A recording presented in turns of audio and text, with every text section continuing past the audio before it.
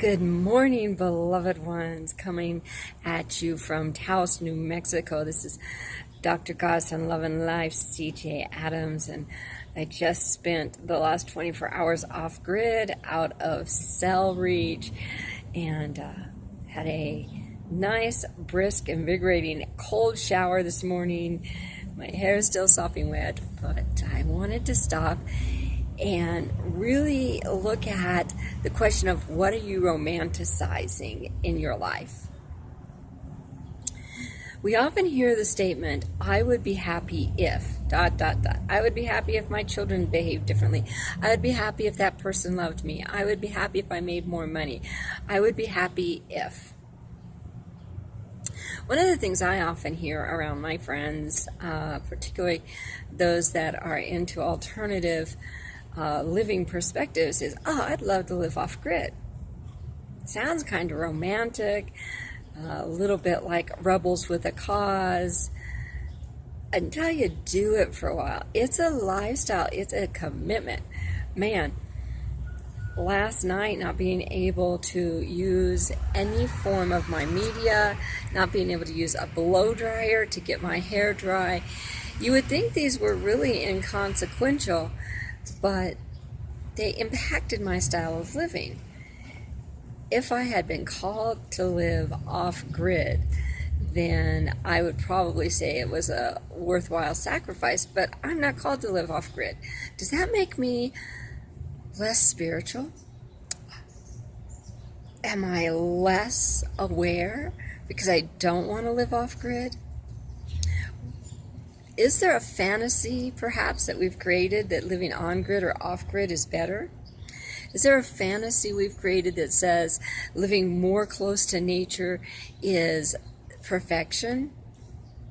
Well, there's a reason for everything that's in our world, including the technologies. I could not sustain myself without the technologies of the Facebook, of the internet, of connecting with people around the world.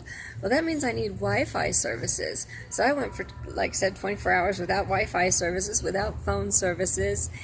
And if I wanted to be in a life of hermitage, if I wanted to be by myself, introspective for an extended period of time, that really would be absolutely divine and great.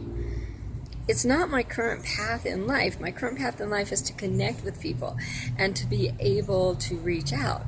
So I need the amenities of a Wi-Fi, of a phone that works, of a computer that works, so that I can reach out. Having 24 hours off grid helped me think about, where am I romanticizing? Where am I thinking about ways to escape life as it is? If life is quiet and peaceful in small town, awesome. If life is busy and full in big town, that can also be amazingly awesome.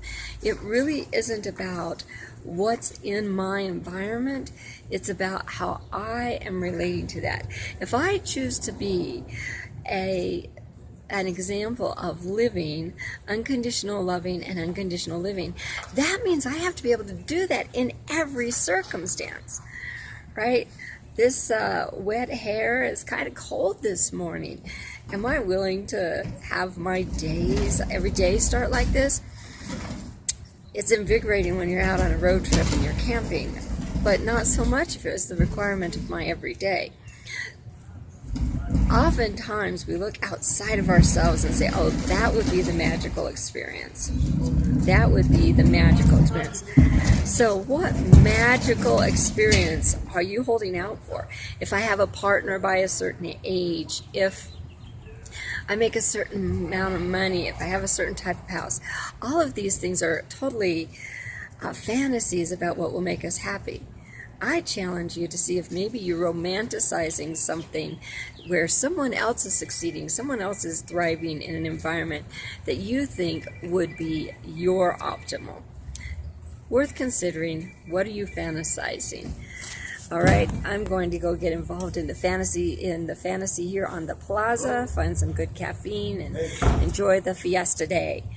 I love you. Remember that we are always one. I love you. Go out and celebrate your magnificence.